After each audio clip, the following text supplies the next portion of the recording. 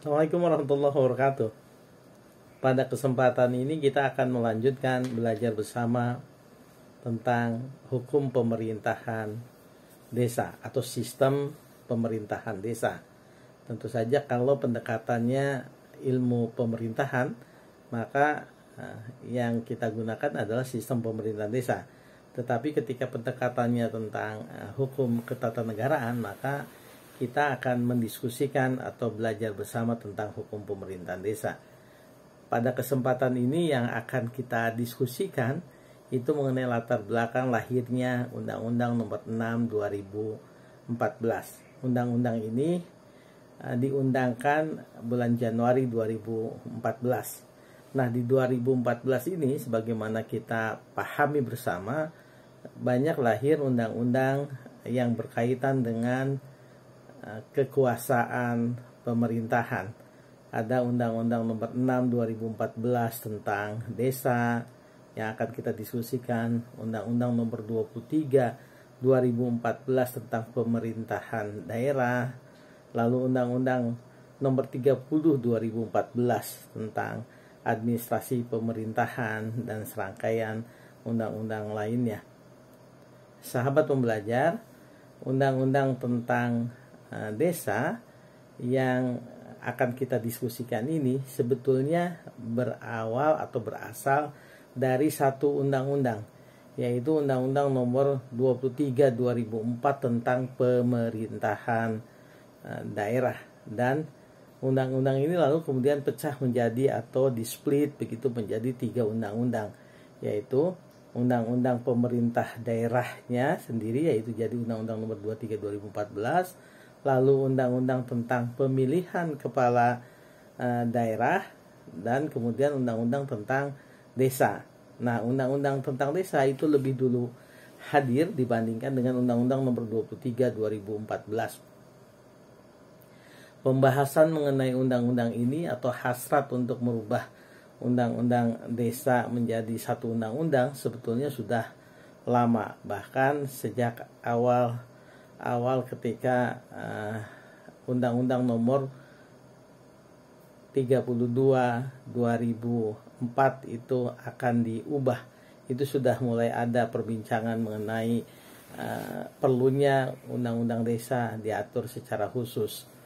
Nah, diskusi-diskusi ini sempat kemudian ada naskah yang berasal dari pemerintah lalu ditolak oleh DPR pada saat itu, lalu muncul naskah dari DPR yang kemudian juga tidak diterima oleh pemerintah, dan akhirnya kemudian ada naskah yang kembali disusun oleh pemerintah di masa Kementerian Dalam Negerinya berada di atau di bawah kepemimpinan Pak Mendagrinya Pak Gamawan Fauzi.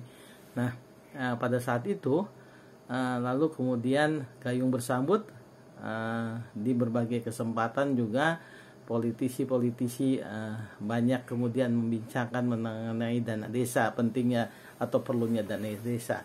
Tetapi itu tidak menjadi bagian pembincangan yang secara khusus berkaitan dengan undang-undang tentang desa. Keperluan tentang undang-undang desa di berbagai kesempatan disampaikan oleh baik politisi di luar parlemen, tetapi kemudian oleh praksi-praksi secara khusus mengatakan pentingnya hadir undang-undang desa. Di antara argumentasinya itu adalah yang pertama bahwa undang-undang yang ada, yaitu undang-undang tentang pemerintahan daerah, tidaklah cukup memadai mengatur tentang susunan pemerintahan desa, apa saja kewenangan yang dimiliki oleh desa, dan bagaimana kemudian susunan pemerintahan desa itu disusun ketika kebutuhan, tantangan, modernisasi desa itu di satu sisi, dan desa sebagai satuan masyarakat hukum sendiri itu tetap dengan hak-hak asal usul yang istimewa itu tetap diakui. Nah, dengan pertimbangan itulah kemudian fraksi-fraksi di DPR menerima rancangan undang-undang yang diadakan oleh atau yang disiapkan oleh pemerintah. Tentu saja melalui diskusi yang melalui berbagai tahapan sebagaimana mekanisme pembentukan undang-undang di DPR. Sahabat pembelajar, pada saat pembahasan undang-undang tentang desa ini ada beberapa tanggal yang memang patut juga diketahui oleh sahabat pembelajar yang meminati hukum pemerintahan desa. Yang pertama adalah keterangan pemerintah pada tanggal 2 April 2014 yang disampaikan oleh Mendagri Gamawan Fauzi pada saat itu. Beliau mewakili pemerintah mengatakan bahwa undang-undang tentang desa bertujuan hendak mengangkat desa pada posisi subjek yang terhormat dalam sistem ketatanegaraan Republik Indonesia. Dan hal ini tentu saja menitayakan adanya pengaturan desa yang akan menentukan format desa yang tepat sesuai dengan konteks keanekaragaman lokal di satu sisi, dan tentu saja penguatan kemandirian desa sebagai subjek yang dalam konteks sistem pemerintahan Indonesia, dan tentu saja desa sebagai subjek pemerintahan dan pembangunan yang betul-betul berangkat dari bawah. Istilah beliau tentu saja bottom up gitu. Dalam perkembangannya kemudian berbagai fraksi, misalnya Golkar, menyampaikan pandangan Partai Golkar pada tanggal 11 Desember 2013 yang pada intinya menyampaikan beberapa catatan. Pertama, tentu saja bahwa pengaturan Undang-Undang Nomor 32 Tahun 2004 yang mengatur bab tentang desa tentu saja sudah tidak cukup memadai. Karenanya kemudian pengaturan tentang desa diatur di beberapa peraturan pemerintah, termasuk juga peraturan dalam negeri dan Perda. Tentu saja kecenderungan pengaturan yang memberikan keleluasaan delegasi peraturan ke bawah itu tergantung juga pemerintah daerah di daerah masing-masing apakah cepat meresponnya atau tidak. Pandangan fraksi Partai Golkar ini misalnya disebutkan oleh Ibnu Munzir pada tanggal 11 Desember 2013. Pandangan berikutnya adalah pandangan dari fraksi Amanat Nasional yang menyampaikan atau dibacakan oleh anggota fraksinya Haji Totok Daryanto pada 11 Desember 2000 pada tahun yang sama juga. Nah, pada kesempatan itulah kemudian fraksi Partai Amanat Nasional menyampaikan bahwa undang-undang tentang desa ini diperlukan untuk memberdayakan masyarakat desa dalam perspektif yang komprehensif yang membuat desa mampu mengembangkan dirinya dengan segala potensi yang ada di dalamnya. Fraksi-fraksi lain juga menyampaikan pandangan yang sama.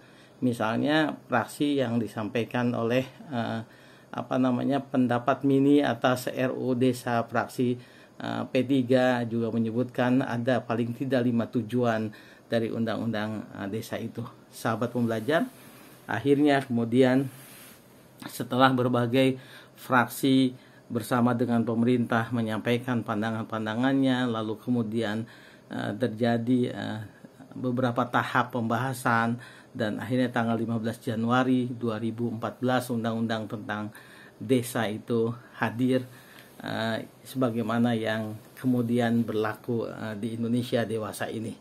Sahabat, undang-undang ini di satu sisi memang lahir untuk menjawab perkembangan kebutuhan hukum karena bagian tentang desa yang diatur oleh Undang-Undang Nomor 32 2004 tentang pemerintahan daerah itu sudah tidak memadai di satu sisi.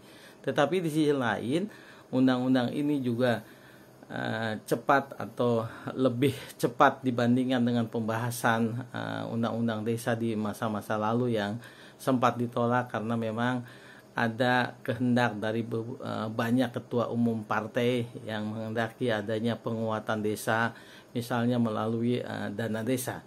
Jadi bersamaan dengan hasrat, keinginan, kampanye yang digulirkan oleh beberapa ketua umum partai yang menghendaki adanya dana desa, dan itu berbarengan dengan suasana politik pada saat itu yang menghadapi pemilu, maka kemudian undang-undang tentang desa ini lebih cepat dari perkiraan atau dari kebiasaan pembahasan undang-undang yang berkaitan dengan susunan pemerintahan.